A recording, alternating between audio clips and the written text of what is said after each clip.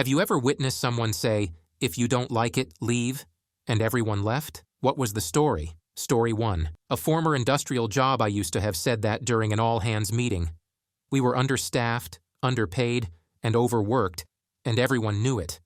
Instead of the 2-1 ratio of 2 machines to 1 operator for safety reasons, we'd have 4, 6, 8, because people were getting paid less than most retail jobs to bust their asses in some of the most disgusting work I've ever done. You'd come home covered in moldy coolant, metal shavings, and stink.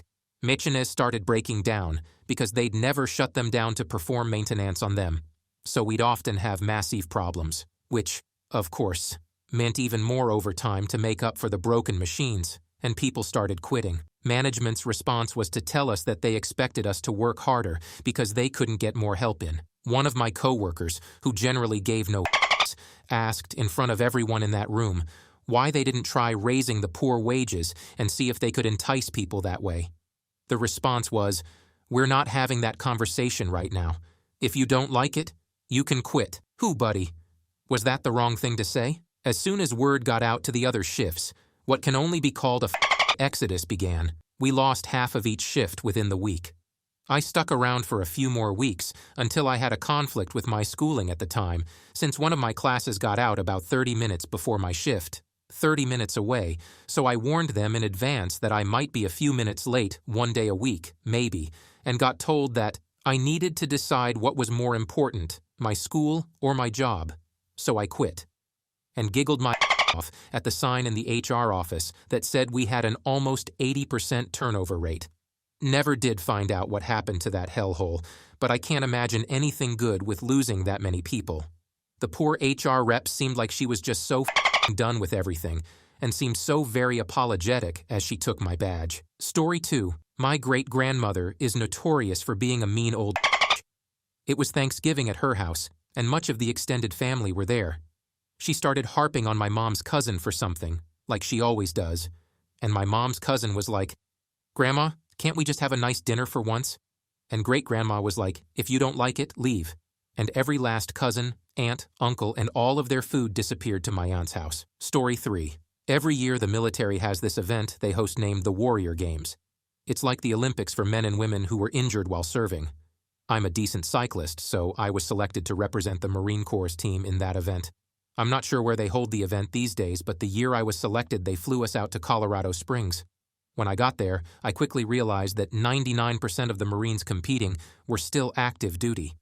I had retired a few years prior, so it was weird being around Marines again. Almost immediately after arriving, the senior leaders and officers in charge began demanding that I get my hair cut and to shave my beard. At first I laughed it off and thought they were joking. Turns out they were quite serious. The lady who was in charge of the Marine team was a major, and she took me off to the side and ordered me to get a haircut. I reminded her that I had retired a few years prior and was no longer required to abide by active military grooming standards. Then a light bulb went off in her head, and with a smirk she said, "Well, you either get a haircut or you can go home. Your choice." So I smirked back and said, "Guess I'm flying home."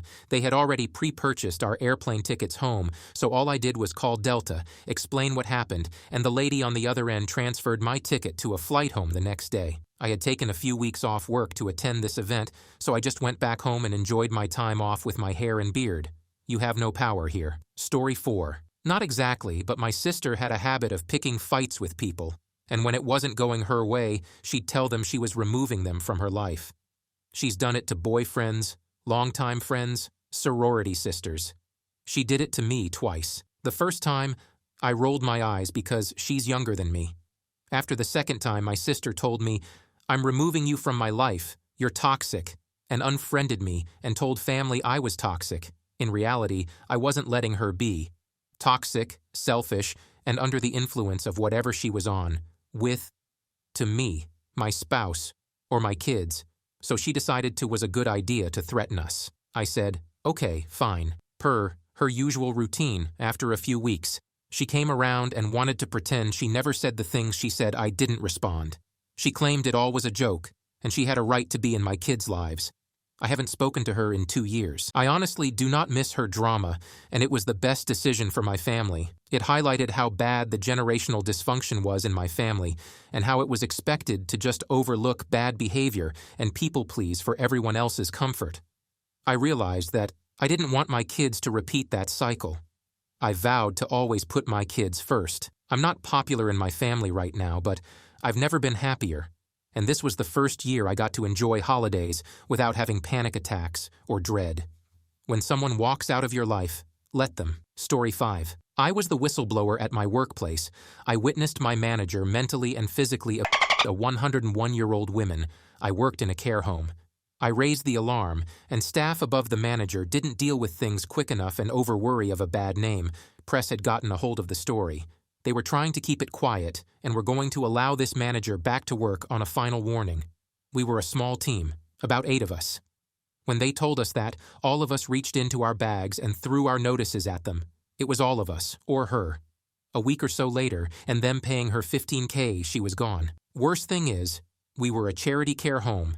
She basically got thousands and thousands of pounds for a vulnerable elderly woman. Story 6. When I was a kid, I stayed at a friend's house for the weekend.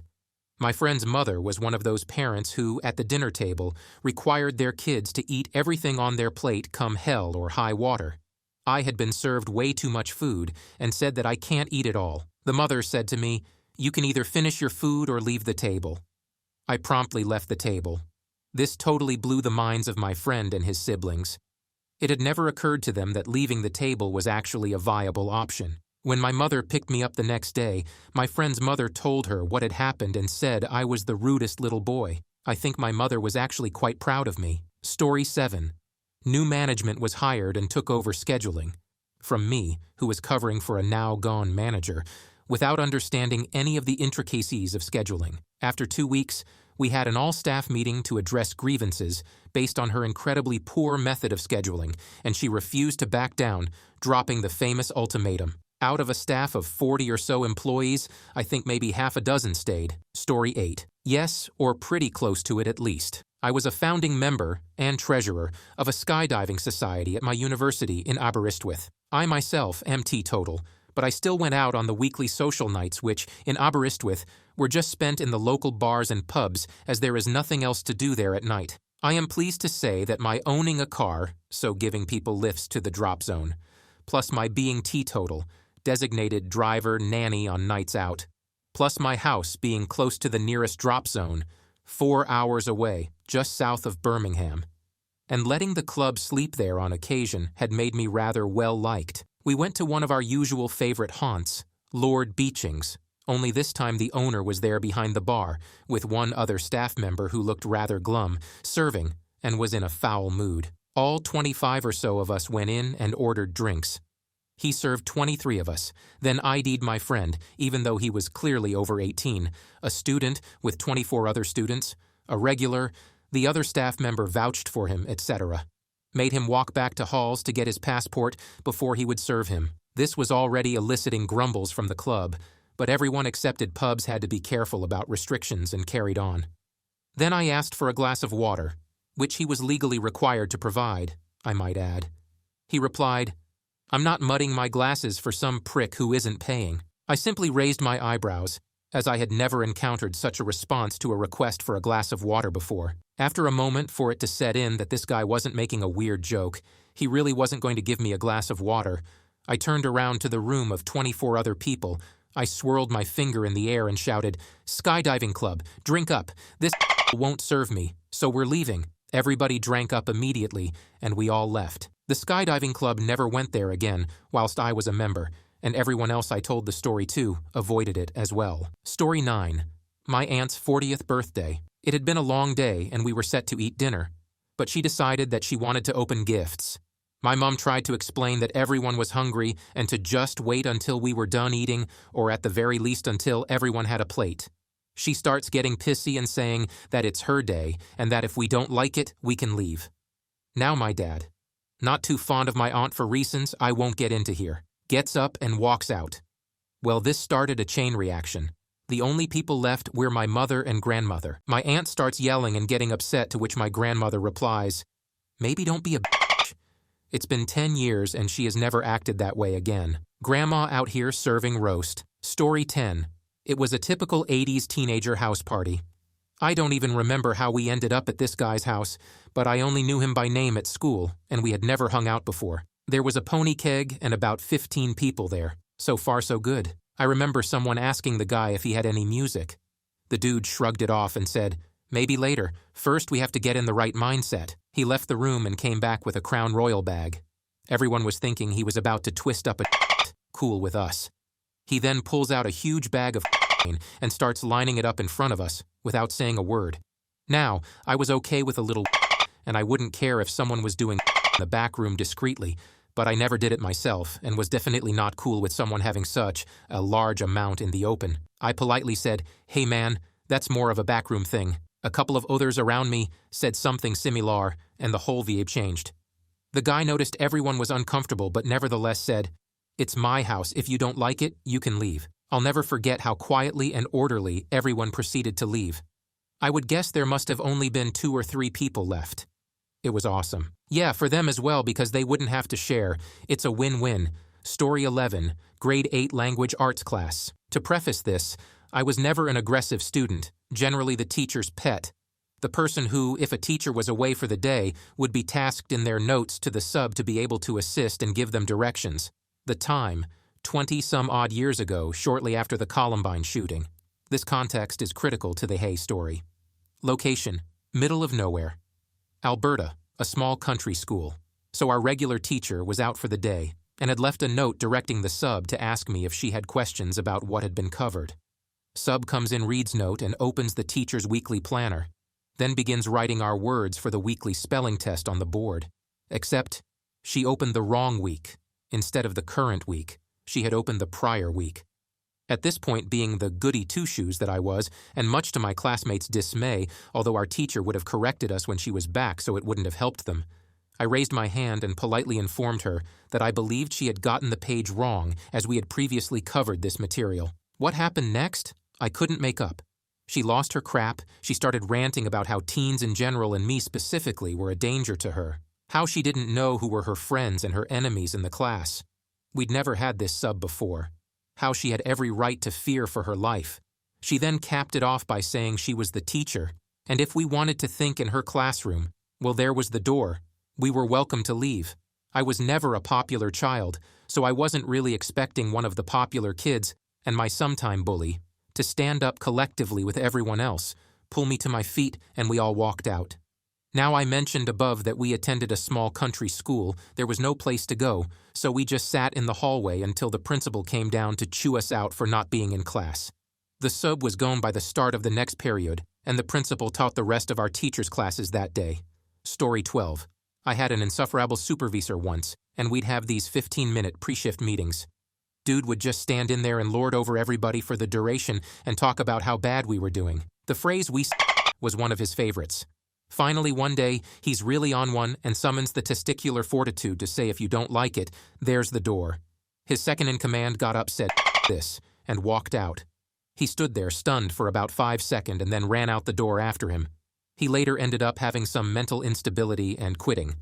The second-in-command is now the supervisor. I survived all of these meeting by default, assuming he wasn't talking to me. Story 13. My old management team had rearranged my whole schedule, made a lot of changes, and taken me off. One of the areas I worked hard to get into better shape to a start from scratch again somewhere new. Handing my other project over to newer team members, they announced this at a meeting with everyone present where it soon transpired. I was the only one who wasn't aware in advance of these changes. I went to speak privately with a manager and explained they had changed all my working day, hours, and placements. Without even mentioning, it could be a possibility, alongside some other things. She exclaimed, "This is your job, and you will go. Where we tell you, when we tell you. If you don't like that, then leave." I handed my notice in. They spent a while asking me to reconsider, but to be honest, this was the straw that broke the camel's back, and I'm so glad I left. Although I do remember taking a walk later that evening and thinking to myself, I'm technically unemployed, but I solved it before my notice period ended. Story 14. Okay, maybe not everyone left, but my mother-in-law got me involved into a charity. First, I was a volunteer, then a secretary to the board, and back to volunteer again. Things started changing. People who got on the board were no longer true to the organization's mission and at times ethically challenged, i.e., using high school volunteers for the charity in a political campaign, using artwork obtained through contest beyond scope of the contest rules without pay. Anyway, during one of the meetings, which was meant to be planning for a big annual event but was more like hazing to be honest, I asked myself, why the hell am I allowing anyone to treat me like whipping girl? So I openly asked the board members if this tone is the new standard of the organization's interactions with people, volunteering their time and talent to them. The president told me I was being impertinent and rude, and if I could not stand the heat to get out of kitchen, to which I replied that I quit volunteering. He told me then I had to submit my resignation in writing in order for it to be acceptable. I sat down, scribbled my resignation on a notebook page, and presented him with it. He told me he won't accept it because it was not submitted according to the bylaws. I told him he was incorrect and reminded him I wrote the bylaws. They were too cheap to hire a lawyer to write them. And they clearly state that volunteer resignations do not require board approval. And I left. I was too pissed to drive home, so I went to a cafe across the street. Few minutes later, 2 other longtime volunteers and all the high school volunteers walked in. They all did quit effective immediately as well. The annual event did not take place. The board was sued by the entity it was supposed to be solely supporting for mismanagement and misappropriation of funds. The charity later involuntarily dissolved by the state due to reporting failures. Custodian was appointed who allocated the remaining funds. In hindsight, it was the right time to jump the ship. For me, best part was, the board let the insurance lapse. Guess who normally kept track of the renewals? So the legal expenses and part of the judgment went out of their own pockets. Talk about heat in the kitchen. Story 15. My husband worked at a really toxic job for a while. As staff got fired or quit, they weren't replaced, to cut costs. And instead, the remaining 2 employees were worked to death. Finally, the owner, who was a boss and terrible businessman, called a meeting with the 2 to try to force an attitude adjustment. The employees tried to be constructive and talk about things they saw that needed to be improved upon to make things work better. And of course, this egotistical owner wouldn't have it. He told them if they couldn't handle the expectations that they were free to leave, so they did. Both of them left immediately and never set foot in the store again. I don't think the owner was expecting that at all. He expected them to grovel and beg to keep their jobs and thank him for the opportunity to work 70-hour weeks under his tyrannical rule. My husband called me after that meeting and was so upset he couldn't hardly tell me what happened. He was terrified. He was so sure I would be angry at him for quitting his job when we really weren't in a position that I could support us. I wasn't mad at all. I was so proud of him for not taking the that was being doled out to him and doing what is best for his mental health. He's a man and deserved better. Story 16. From 1996-1999, I worked for Burger King. It was my first job and I stayed because they were close to home, my friends worked there, and they were very accommodating for my buddy's school and then university schedule. At one point they fired our favorite manager, Kevin. We were never really told why, he was just gone one day. They replaced him with a complete turd of a human. The turd started forcing us to sell food that policy said was too old to sell. He cut down on ketchup portions for carry-out fries. He started short-staffing us so things weren't getting cleaned correctly. Scheduled students when they had class. Just a general who didn't know what he was doing. Burger King didn't realize Kevin had an entire well-oiled crew who was loyal to him. They told us to deal with the new manager instead of trying to fix his issues. So we left, all of us. The entire crew save a few nights shift closers who had to have a job walking distance from their apartments. Kevin became the store manager of a newly opened pizza place and needed to hire a whole crew. God news for him is he didn't have any trouble finding one that won what they were doing and worked well together. So that was the day I went from Burger Maiden to Pizza Princess. Stayed there 3 years too, until I got through college. Story 17. I have a couple that immediately came to mind. I was in college and on cheer squad. I was working retail part-time. I asked my boss to work around my cheer schedule. He refused because cheerleading is not a sport. He was working around other employee extracurriculars. He said, if I didn't like it, leave. I said, okay. He backpedaled so fast, kept the job and was able to cheer. Another job. I was up for a big promotion. I was told it was mine. At the last minute, my boss gave it to the woman who worked under me because the boss heard a rumor I might be moving within the next year. Boss didn't talk to me or question the validity of the rumor. It wasn't true. Went to the boss office and she was a complete witch about it. She said it, if you don't like it, leave. So, I did. Right then, I can still see the look on her face. It left my team in a bind. She was not expecting me to just walk out right there and then. Found out later that the person who got the promotion wasn't working out and that several of our clients, who I'd established relationships with, jumped ship because they didn't like the other person. Story 18. I don't know if this counts, but this happened with my siblings and I, and my mom. She was a terrible parent, not enough to get child services fully involved, but they had visited the house a few times. Wonder how much kids have to endure before they get off their but apparently being your stepdad isn't a cause for alarm. She always had a, if you don't like living here, move out attitude. So, as soon as my siblings and I were able to, yeah, we moved out. We unfortunately don't get along at all. One of us became a perpetrator in the another stuck too close to home for me to risk further contact. But the eldest of us left in their early 20s. The middle child left about as soon as they graduated, moved back for a few months but left again. And I moved several states away and never looked back. We all didn't like it and left. And yes, our mom frequently tries asking why. She asks the middle child the most, as she's the only one who keeps contact with our mom. I've cut her off years ago, as did the eldest. As if 18 years of isn't a good enough reason to say and dip.